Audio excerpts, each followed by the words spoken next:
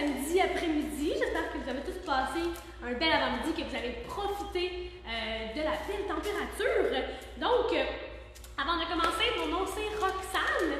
Donc, c'est moi qui ai le plaisir de faire les capsules là, depuis la semaine dernière pour vous, donc à tous les jours à 14h. Pardon.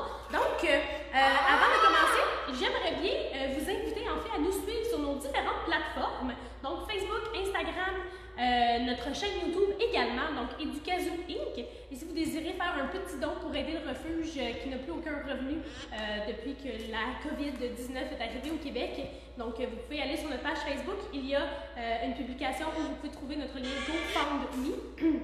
Donc, si vous voulez nous aider. Donc, hier, je vous ai demandé de me donner vos idées, vos suggestions en fait d'animal que vous aimeriez que je vous présente aujourd'hui. Je vous ai entendu, en grande majorité, vous avez voté pour Coco. Malheureusement, aujourd'hui, je ne vous présente pas pour Coco. On recommence, c'est la fin de la semaine pour tout le monde. Donc, malheureusement, aujourd'hui, je ne vous présente pas Coco. Pourquoi? Parce que Coco, on a déjà prévu de vous le présenter la semaine prochaine. Donc, vous allez pouvoir le voir, mais pas aujourd'hui. Donc, j'ai été avec l'autre suggestion qui avait le plus de demandes, qui était le dragon barbu. Donc, c'est le dragon barbu que je vous ai amené aujourd'hui et que je vais vous présenter. Donc, j'ai amené 4 individus avec moi.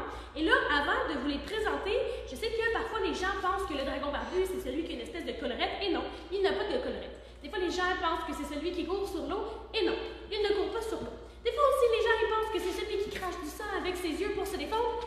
Et non, il ne crache pas de sang avec ses yeux pour se défendre. Les dragons barbus, une chose qu'ils font à merveille, c'est se déguiser sans avoir peur d'être jugé. Donc ici, je vous présente Princesse Amidala, donc avec les ailes de Spyro le dragon. Je vous présente également Daigo, avec les ailes de Crocrou le dragon.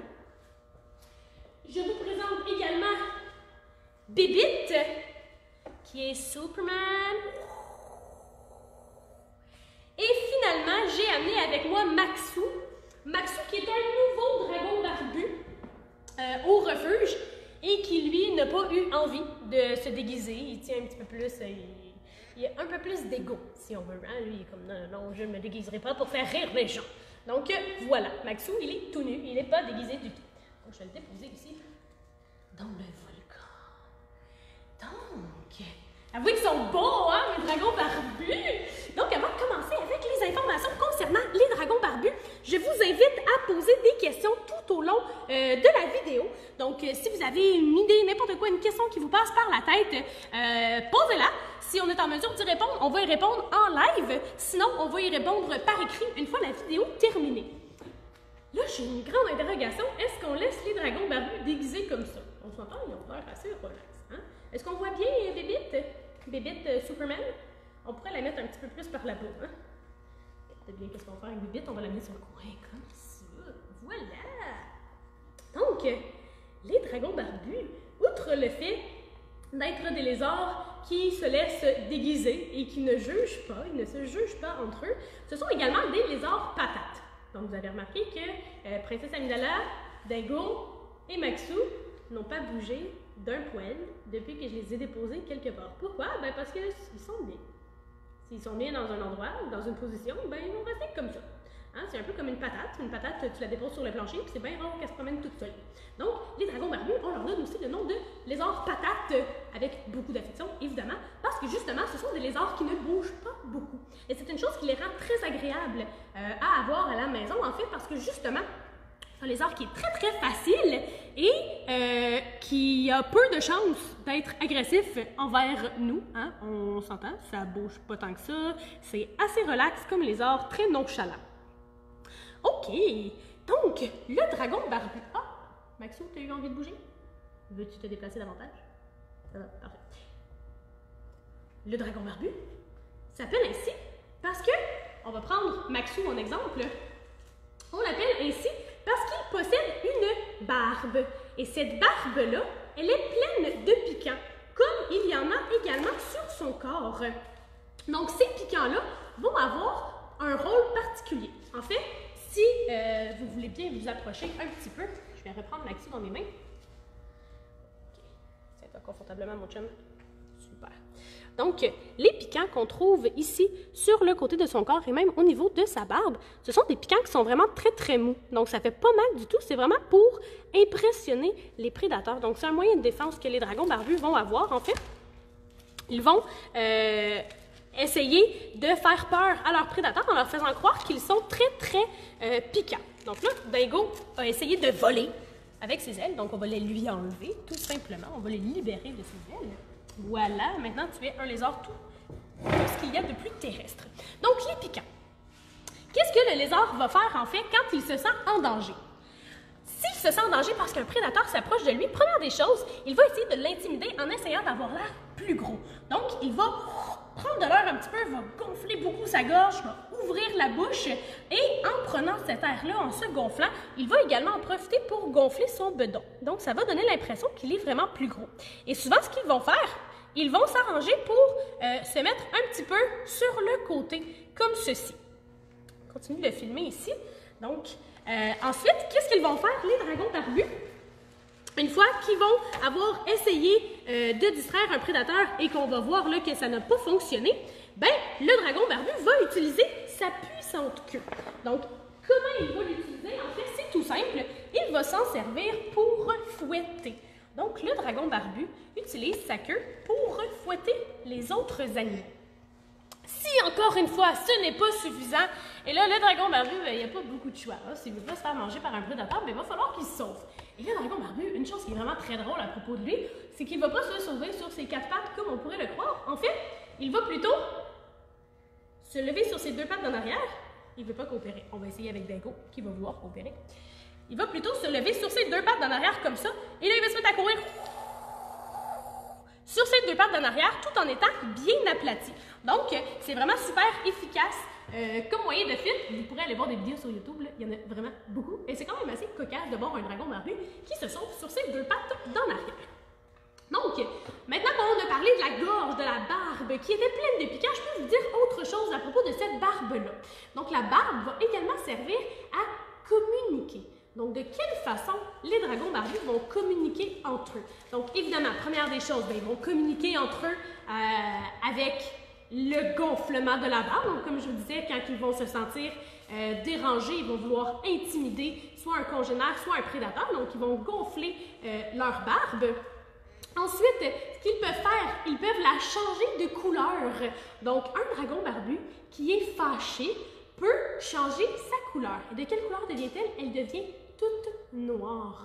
Donc, c'est vraiment un signe assez caractéristique là, que le dragon barbu n'est pas de bonne humeur quand sa barbe devient toute noire. Donc, je crois qu'on avait une question. Oui, on a Gabrielle qui demande combien de temps ils vivent. Combien de temps ça vit un dragon barbu? Écoute, un dragon barbu, ça va vivre entre 7 et 10 ans. Donc, c'est quand même un animal qui vit relativement longtemps. Puis, qu'est-ce qui est agréable? C'est que autant quand ils sont petits que quand ils sont grands, ils sont vraiment très, très nonchalants. Donc, c'est vraiment des animaux qui sont super faciles à avoir à la maison en captivité. Donc, vous êtes chanceux, vous avez 2 festivals de crottes en à peu près 5 minutes de présentation. C'était sur ma main, pardon. Donc, parfait. Donc, on a dit la communication. Ils vont faire ça via leur barbe, la couleur, la forme qu'elle va avoir quand elle va se gonfler. Autre chose que les dragons barbus font pour communiquer, ils se saluent. Ne saute pas en bas, Maxou, s'il te plaît. D'accord?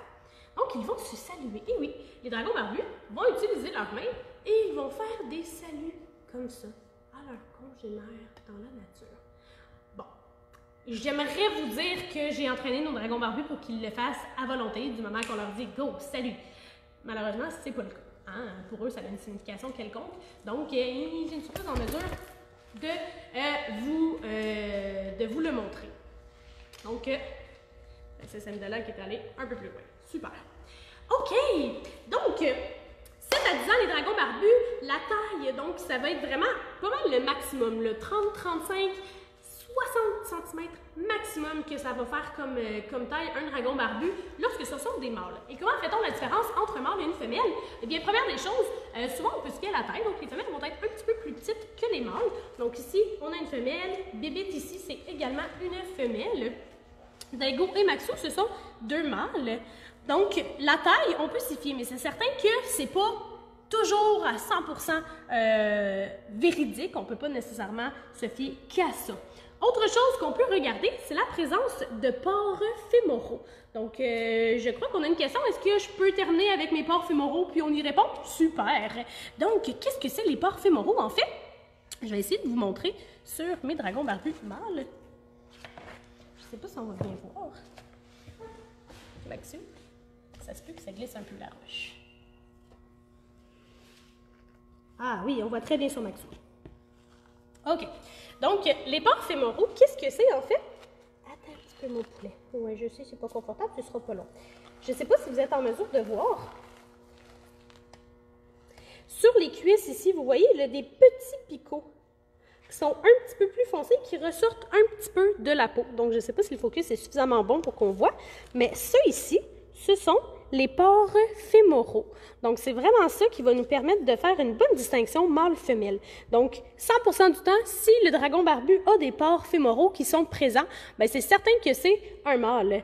Parfois, ça peut arriver qu'il n'y en ait pas du tout, mais que ce soit tout de même un mâle. C'est juste qu'ils ne sont pas encore développés ou pas assez développés. Donc, j'y vais de ce pas avec la question. Oui. Donc, la première question vient de Andréane. Elle demande, est-ce qu'ils pondent des œufs? Est-ce qu'ils pondent des œufs? Très bonne question, Andréane. Effectivement, les dragons barbus, ce sont des lézards qui sont ovipares. Et là, permets-moi, je vais juste les virer un petit peu parce qu'ils sont tous de dos à vous. C'est un peu plate. Hein? Vous les voyez pas comme il faut. Donc, voilà. Donc, effectivement, ce sont des lézards qui sont ovipares. Donc, ils vont pondre des œufs. Donc, environ 10 à 30 œufs. Donc, ça peut vraiment varier en fonction des ressources. Donc, s'ils ont moins de ressources dans leur environnement, bien évidemment, pour cette portée-là, ils vont pondre moins d'œufs. Et une fois que les œufs sont pondus, bien, ils doivent être incubés entre 60 et 80 jours avant d'éclore. Et les dragons barbus ne donnent pas de soins parentaux. Donc, généralement, ils pondent les œufs, puis ils s'en vont vivre leur vie plus loin. Puis les bébés doivent s'arranger une fois qu'ils naissent. Une autre question. Oui, Isabelle demande, qu'est-ce qu'ils mangent? Qu'est-ce qu'ils mangent? Très bonne question aussi. Les dragons barbus, ce sont des animaux qui sont omnivores. Donc, pour être considéré comme étant omnivore, un animal doit manger au moins trois régimes alimentaires différents. Excusez-moi, je cherchais mes mots. Donc, qu'est-ce qu'on veut dire par là? C'est qu'il doit, par exemple, manger des insectes, manger des fruits et légumes, manger de la viande. C'est considéré comme étant omnivore. Oh, regardez ici. Regardez. Qu'est-ce que Maxou fait? Là, il arrête juste pour faire exprès. Maxou recommence. Je vais m'asseoir. Fait de la séduction. Maxou, en fait, je vais essayer de vous limiter.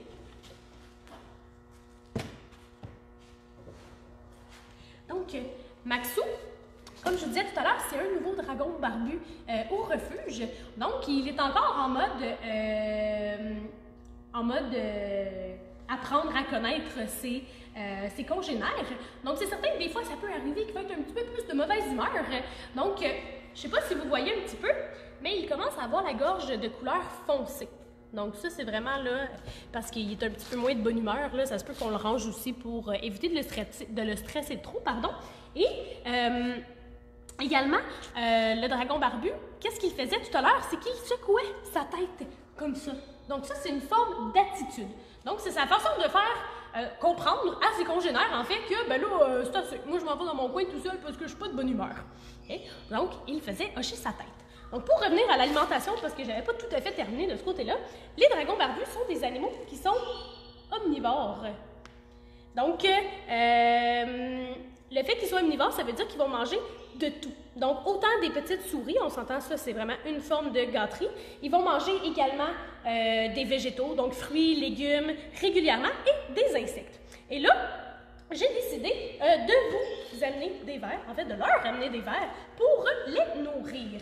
Et là, c'est vraiment drôle, les dragons barbus, ce qu'on va faire, c'est qu'on va tourner ça un petit peu.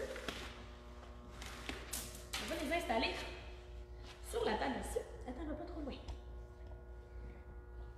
Et on va leur donner des petits verres.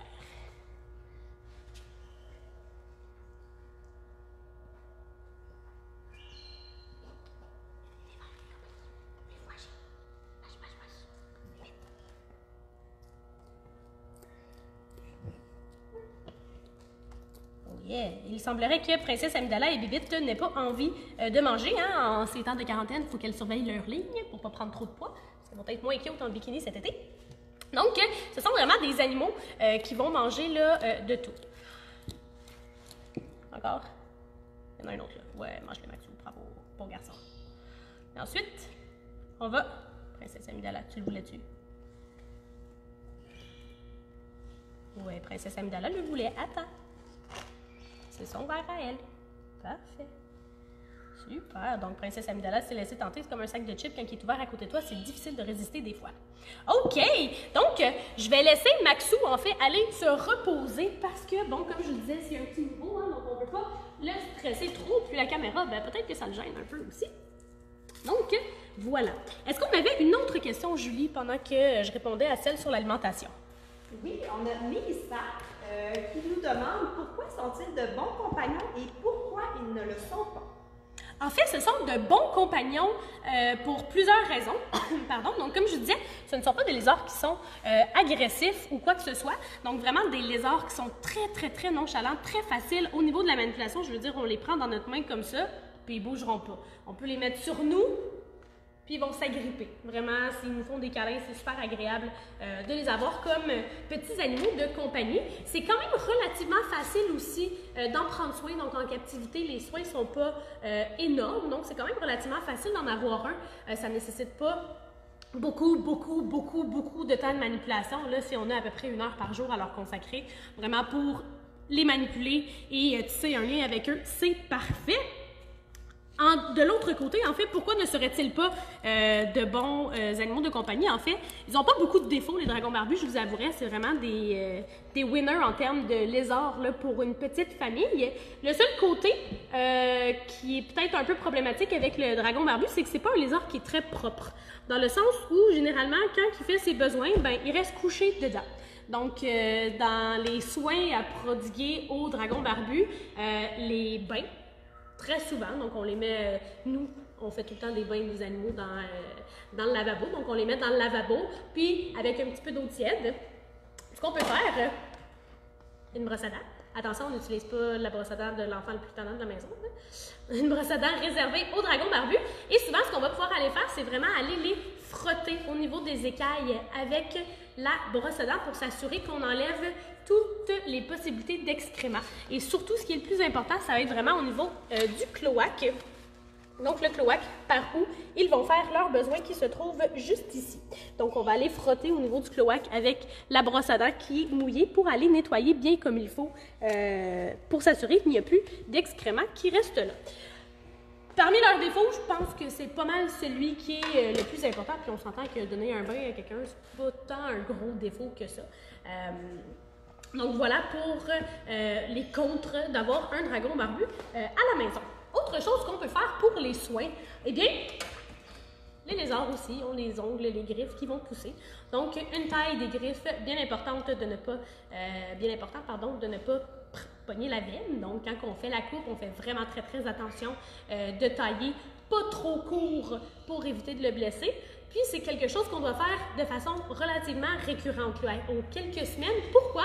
Parce que si les griffes continuent de pousser, elles vont pousser en se recourbant.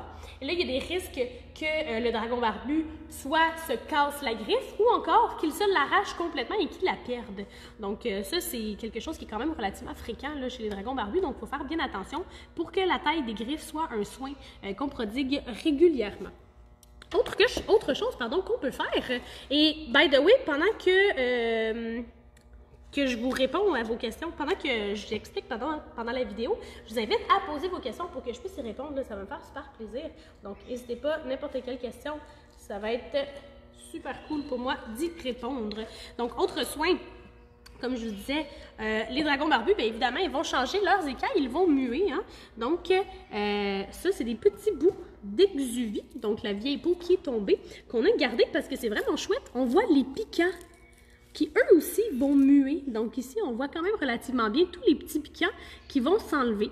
Donc pourquoi je dis que c'est un soin, c'est que parfois au niveau des piquants, ça peut être plus difficile pour le dragon barbu de les enlever. Donc à ce moment-là, on peut se permettre d'aller l'aider en l'enlevant doucement. Évidemment, si on tire puis que ça ne décolle pas, on ne tire pas davantage parce qu'on pourrait risquer de le blesser. Donc on a une autre question. Oui, on a Andréane qui demande, est-ce qu'ils ont des oreilles? Est-ce qu'ils ont des oreilles? Eh bien oui, Andréane, ils ont des oreilles. Des oreilles qui ne sont pas tout à fait comme les nôtres. Donc, je vais juste refermer mes petits pots d'exuvi et je vais pouvoir te montrer leurs oreilles. Donc, Andréane, je ne sais pas si tu avais écouté la vidéo sur les serpents, mais j'avais parlé un petit peu des types d'oreilles qu'on retrouvait chez les animaux. Et je vais en reparler un petit peu. Donc, chez les mammifères, on retrouve l'oreille externe qui correspond au pavillon. Donc, toute la partie extérieure qu'on peut bouger comme les éléphants, ça, c'est le pavillon. C'est l'oreille externe et ça va servir à aller capter de nombreux sons dans l'environnement et de les concentrer à notre oreille. Les dragons barbus sont pourvus d'une oreille moyenne. Qu'est-ce que c'est l'oreille moyenne? À quoi ça correspond? Si vous vous approchez un petit peu sur le côté de leur tête, on voit un trou. Donc, un trou juste ici. Bien, ce trou-là, qu'est-ce que c'est? C'est l'oreille moyenne. Donc, c'est la même chose que nous. Si on n'avait pas de pavillon, on aurait simplement un trou. Et ça permet quand même d'aller chercher une certaine quantité de sons. C'est juste que ça va être moins efficace pour les concentrer au niveau du tympan. Il sort la langue. Ensuite, après l'oreille moyenne, bien évidemment, cette oreille moyenne-là va être liée à l'oreille interne qui correspond aux osselets, donc le marteau, l'étrier, l'enclume, qui vont vibrer pour transmettre l'information du son au tympan. Donc, pendant qu'il y a une question, j'en profite pour boire un petit coup d'eau. Oui, donc on a Jason qui demande en fait combien coûte l'adoption et combien d'années peut-il vivre? Parfait. Donc, Jason, honnêtement, au niveau du prix que ça coûte un dragon barbu, c'est pas le lézard en soi qui va coûter cher, c'est l'équipement. Donc, le lézard, maximum une centaine de dollars, là, tu devrais pas payer vraiment plus cher que ça. Et si je peux te donner un conseil que tu désires adopter un dragon barbu, les demandes sur Kijiji sont vraiment très grandes. Il y a beaucoup de gens qui veulent se débarrasser grands. Ce ne sont pas des lézards qui sont grimpeurs. Ils ne sont pas arboricoles, ils sont plutôt semi-arboricoles. Qu'est-ce que ça veut dire? C'est que ils vont, dans le fond, apprécier grimper, mais pas en hauteur. Vraiment sur des branches un petit peu comme celles que j'ai placées dans le petit décor tout à l'heure. Donc, on doit avoir un vivarium, un terrarium qui est relativement haut. Ensuite, on doit acheter le substrat. Donc, le substrat, ça peut être du sable. Une chose qui est importante à savoir, par exemple, avec le sable, c'est que lorsqu'ils font leurs excréments, souvent, ça va coller au niveau du cloaque et ça peut occasionner des infections. Donc, ce n'est pas nécessairement le substrat le plus approprié. On peut y aller aussi avec un tapis gazon facile d'entretien, mais le dragon barbu peut le manger parce que, je vous l'ai dit tout à l'heure, c'est un omnivore, donc il mange de la salade et s'il ressemble un peu à de la salade, ton tapis gazon, il y a des chances qu'il en mange. Donc, nous, chez Ducazou, on a opté pour quelque chose de vraiment simple, le prélard. Le prélard, avec différents endroits où ils vont avoir des textures différentes pour leur permettre de bien s'agripper. Ensuite, plaque chauffante et lumière chauffante pour leur prodiguer une chaleur qui correspond à la température qu'ils auraient dans leur nature. Eux, normalement, ils vivent dans les zones semi-désertiques et rocheuses en Australie, donc sont endémiques de l'Australie. Ça veut dire qu'on les retrouve nulle part ailleurs. Dago, tu te sauves? Et autre chose qui est bien importante, c'est que au niveau des lumières, il faut également penser à un UVB. Pourquoi le UVB? En fait, c'est que c'est super important pour les lézards et tortues, en fait les reptiles tout court. C'est super important pour eux, les UVB, parce que ça leur permet d'avoir de bons os. En quoi ça leur permet d'avoir de bons os? Dans la nourriture, on doit leur donner du calcium. Le calcium tout seul, s'ils le mangent, ça va passer tout droit dans le système digestif, ça ne sert absolument à rien. Conjugué avec l'UVB, l'UVB permet de fabriquer une vitamine qui permet l'absorption du calcium. Donc, c'est beaucoup d'éléments à penser et donc à acheter lorsqu'on considère avoir un dragon barbu comme animal de compagnie. Donc, c'est vraiment au niveau de l'habitat que ça va être le plus coûteux plutôt que l'animal. Et là, on s'entend, toutes les semaines, il faut lui donner des vers, des criquets, de la salade également. Il faut varier son alimentation. Donc, il y a un coût aussi qui est associé à l'alimentation. Et au niveau de l'âge, je l'ai dit tout à l'heure, combien de temps ça vit un dragon barbu? Généralement entre 7 et 10 ans. Et là, je vous disais tout à l'heure que leur environnement, ils vivent en Australie normalement et qu'ils vivent dans les régions semi-désertiques ou rocheuses. Et ça, c'est quelque chose qui est vraiment spécial, c'est qu'ils n'ont pas tous la même coloration et souvent, dans les dragons barbus qui vont vivre dans les régions qui sont plus désertiques au niveau du sable vont généralement être plus pâles et ceux qui vont vivre dans les régions qui sont plus rocheuses vont généralement être plus foncés. Pourquoi? Pour mieux se camoufler. Et une chose qui est super cool avec les dragons barbus, c'est qu'ils vont faire, dans le fond, du mimétisme. Donc, ils vont se prendre pour quelque chose qu'ils ne sont pas. Donc, lorsqu'ils se sentent en danger. Dans la nature, les oiseaux de proie, ce sont parmi leurs prédateurs. Donc, disons qu'on prend Princesse Amidala ici. Ne bouge pas ma poulette, merci. Ne bouge pas ma poulette. Bon, elle veut bouger, c'est pas très grave. Disons qu'il y aurait un oiseau de proie qui se déplacerait au-dessus d'elle et là qu'elle aurait peur de se faire manger. Ce qu'elle ferait, c'est qu'elle s'aplatirait au niveau du sol et elle ferait ressortir ses petits piquants. Pourquoi? Parce que l'oiseau de proie qui est en hauteur et qui veut le chasser, avec les piquants, n'est pas en mesure de distinguer parfaitement où commence et où termine le lézard. Donc, c'est une bonne technique pour eux pour se cacher dans leur environnement. Donc, c'est vraiment super chouette. Parfait. Est-ce que j'avais d'autres questions? Pas d'autres questions sur le dragon barbu? Bien, écoutez, il n'y a pas de problème du tout. Autre chose que je ne vous ai pas dit tout à l'heure, les dragons barbus, ils vont changer la couleur de leur barbe, oui, en fonction de leur humeur. Bon, est-ce que je suis fâchée? Est-ce que je ne suis pas contente d'être dans un environnement? Ils vont également la changer en fonction de la reproduction. Donc, les mâles, tu sais, tout à l'heure, Maxou, il se faisait aller la tête comme ça. Vous ne l'avez pas vu, mais moi, je l'ai vu faire. Il se faisait aller la tête comme ça avec la barbe noire. Donc, d'une part, ça peut être pour informer ses congénères qu'il n'est pas heureux de ce qui se passe, il n'est pas content d'être avec eux aussi proches. C'est pour ça que je l'ai rangé pour lui laisser la possibilité d'être tout seul un petit peu. Mais ça aurait pu aussi être parce qu'il est en mode de séduction. Et la période de reproduction chez les dragons barbus, c'est au printemps. Donc, c'est fort possible que ce soit ça qui arrive, qu'il soit en mode de reproduction. Voilà.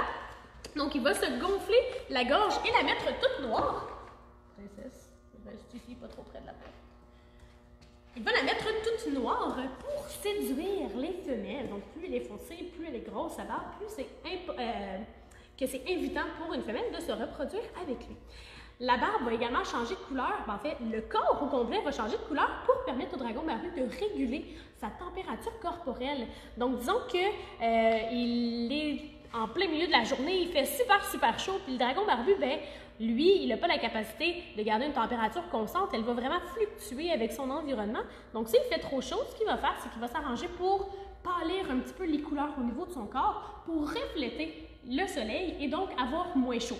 Au contraire, s'il fait un petit peu plus froid et qu'il a envie d'être plus réchauffé, ben à ce moment-là, il va devenir un peu plus foncé pour capter davantage les rayons de soleil.